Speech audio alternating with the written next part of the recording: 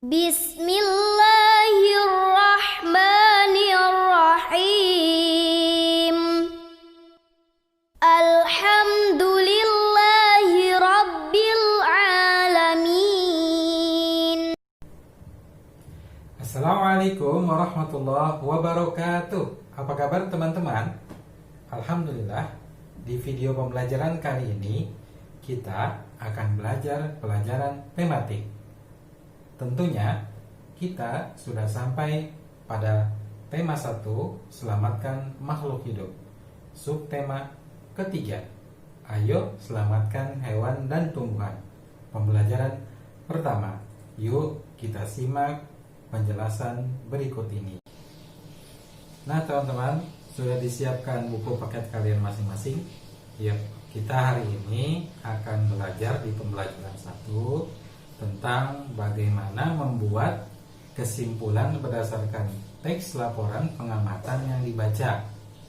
Dan yang kedua, kita akan belajar bagaimana cara melestarikan hewan yang ada di lingkungan sekitar kita. Kita mulai dari yang pertama ya.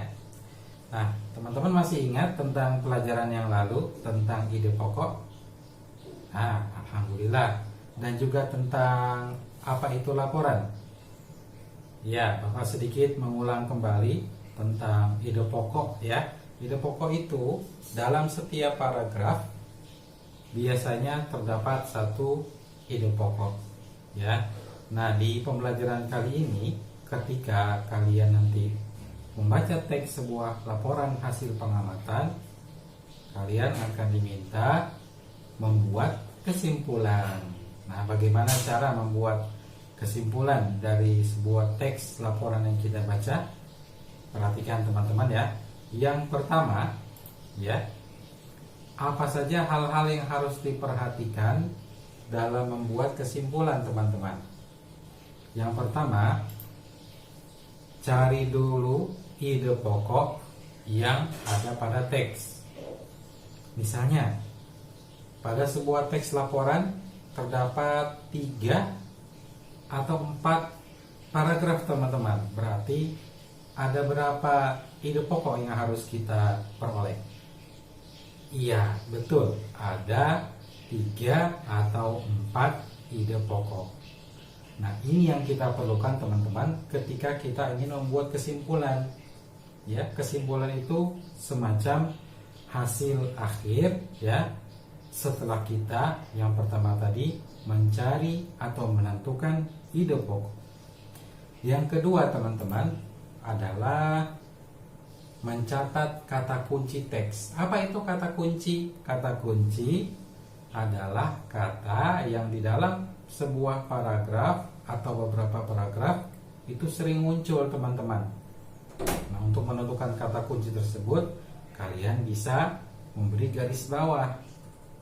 Nah, supaya kalian tahu ini yang dimaksud dengan kata kuncinya. Nah, yang ketiga teman-teman, untuk membuat kesimpulan dalam sebuah teks yang kita baca, barulah kita membuat pernyataan teman-teman. Kita gabungkan ide pokok yang sudah kita dapatkan, kemudian kata kunci yang sudah kita temukan, lalu kita buat kalimat yang akan kita tentukan sebagai sebuah kesimpulan. Nah, ini cara-cara untuk bagaimana membuat kesimpulan. Kita latihan juga teman-teman.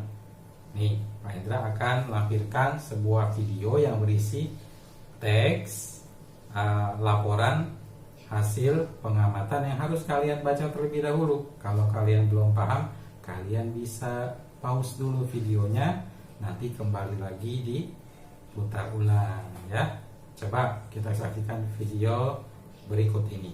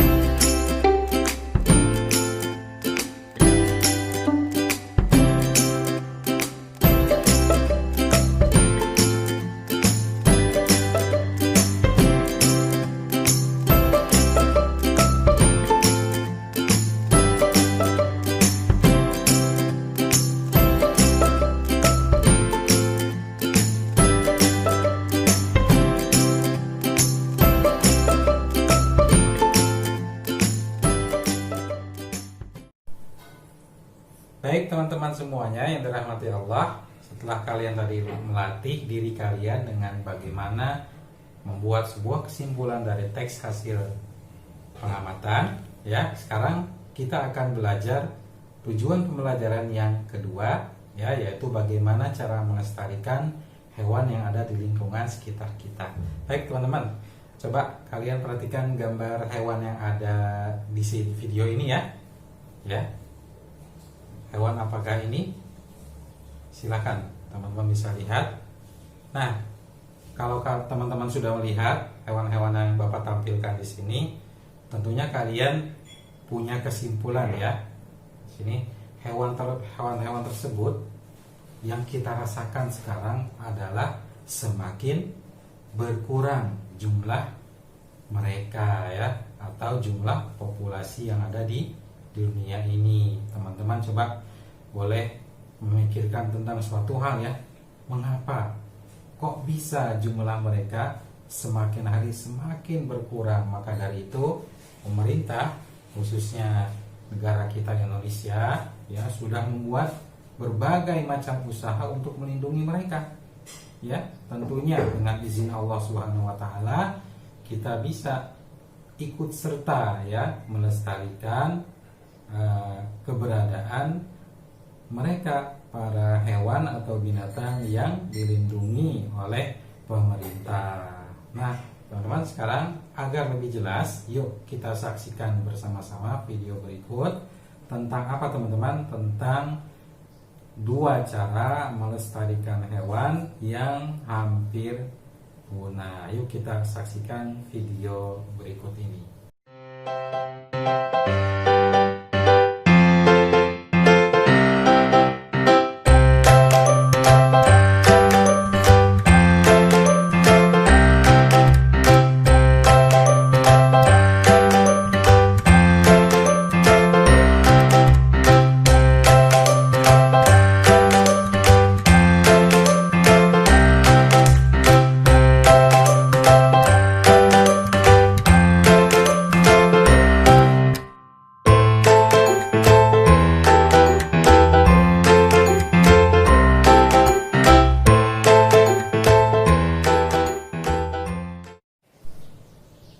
Oke teman-teman, sudah disaksikan videonya. Nah, dari video tadi kita memiliki informasi mengenai bagaimana cara melestarikan hewan-hewan tersebut ya. Ada yang pertama, kita ulang lagi ya. Yang pertama itu ada cara pelestarian in situ ya. Apa itu pelestarian in situ? Ya, pelestarian in situ adalah pelestarian yang dilakukan pada habitat atau tempat tinggal asli hewan atau tumbuhan tersebut berada ya. Jadi hewan atau ya kita khususkan hewan ya yang hampir punah, kita atau coba pemerintah lestarikan dengan cara pelestarian in situ. Nah, yang sudah ada sekarang ini ada contohnya yang namanya Suaka Marga Satwa ya. Yang kedua ada namanya hutan lindung. Yang ketiga ada juga taman nasional. Cara pelestarian hewan yang kedua teman-teman, ada yang namanya pelestarian ex situ. Apa itu pelestarian ex situ? Pelestarian ex situ adalah pelestarian yang dilakukan di luar habitat asli hewan tersebut ya, di mana hewan tersebut didatangkan ya, bisa melalui pesawat atau kapal laut ya, dipindahkan dari yang tempatnya tidak mendukung lagi untuk dia hidup ke tempat yang kondusif atau ke tempat yang dia bisa hidup dengan layak.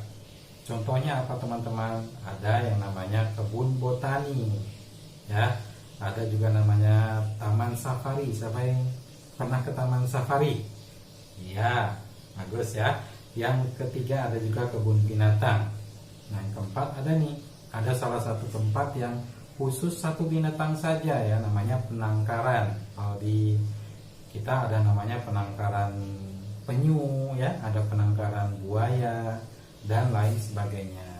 Nah teman-teman, sebagai sebuah refleksi kita pada hari ini, Pak Indra akan meminta kalian coba pikirkan dan nanti tulis jawabannya di komentar video ya. Tentang apa Pak Indra? Tentang mengapa ya hewan-hewan yang ada di dunia ini bisa berkurang populasinya atau jumlahnya ya, mengapa bisa berkurang. Kalian berikan alasan-alasannya berikut. Kalau memang ada bukti-bukti yang mendukung ya tentang data angka-angkanya, silakan ditulis di kolom komentar. Demikian, nanti kita lanjutkan di video berikut yang kedua tentang bagaimana profil ya kehidupan negara-negara yang ada di ASEAN ya. Terima kasih.